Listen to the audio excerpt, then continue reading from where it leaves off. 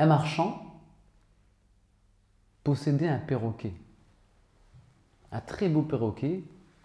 Il s'était attaché à ce perroquet-là qu'il gardait dans une cage. Et un jour, le marchand avait une course à faire en Inde. Et il dit au perroquet, écoute, j'ai une course à faire en Inde, est-ce que tu as besoin de quelque chose en particulier? Il lui dit, ma liberté. Le marchand lui dit, non, non, non.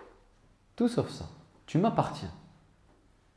En plus, je t'apprécie, je me suis attaché à toi, tu restes dans ta cage. Tu es à moi.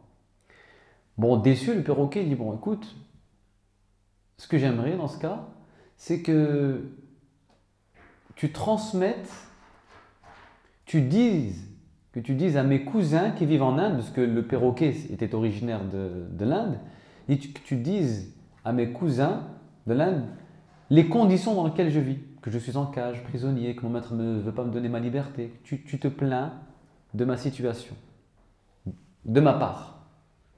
Bon, le marchand trouve ça assez curieux, mais il accepte. Il accepte. Il sort en Inde, il fait sa course, ensuite comme promis, fidèle à son engagement, il va voir les cousins du perroquet.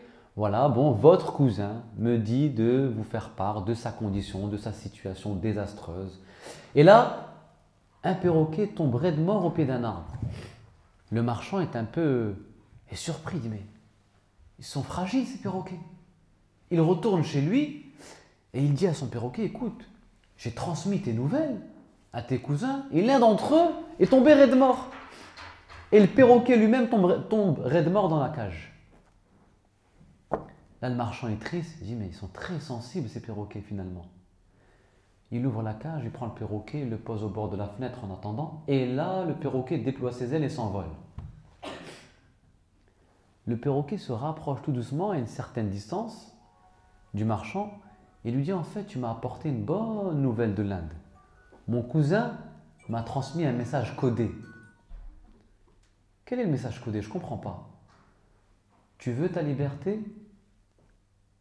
Garde le silence, fais le mort. La cause de ton emprisonnement, c'est le bruit, tu parles beaucoup. Le bruit est ta prison. Tu veux ta liberté? Le silence, tais-toi, fais le mort. Et là, grâce au silence, il a pu s'élever vers le ciel, vers Dieu, vers l'azur, vers l'ineffable. Et le perroquet, en fait, c'est le symbole de quoi? C'est le symbole de la parole qui n'a pas de sens. C'est une créature qui répète des mots sans en comprendre le sens. Il ne fait qu'aligner des sons, des mots. Et le perroquet symbolise parfois notre existence. Une répétition de mots, de gestes, d'activités qui n'ont pas de signification.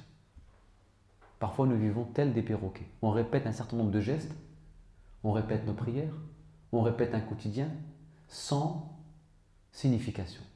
On répète ce que les anciens ont fait. Nous sommes des perroquets parfois. Alors, retrouver sa liberté, c'est changer son mode de vie, sa façon de penser, se réduire au silence pendant quelque temps.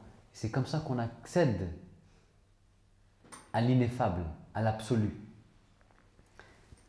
Autre enseignement de ce petit conte, c'est que le message, il lui vient d'où? Encore une fois, c'est symbolique. Il lui vient de son pays d'origine.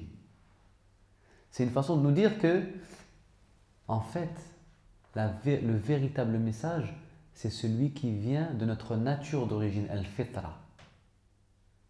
Il a fallu qu'il renoue avec ses cousins, donc avec son lieu d'origine, pour retrouver sa liberté, comme nous devons renouer avec notre état originel. L'état édénique. Quel est l'état édénique? C'est l'état de Éden avant d'avoir touché à l'arbre. Il faut retrouver cet état. La chute, elle a commencé au moment où il a touché à l'arbre. Au moment où on goûte à la vie. Au moment où on touche à cette vie, on chute. Ben, qu'est-ce qu'il faut faire? Il faut retrouver l'état avant la chute. Notre état d'origine. Cette fitra, ce que nous disons depuis tout à l'heure.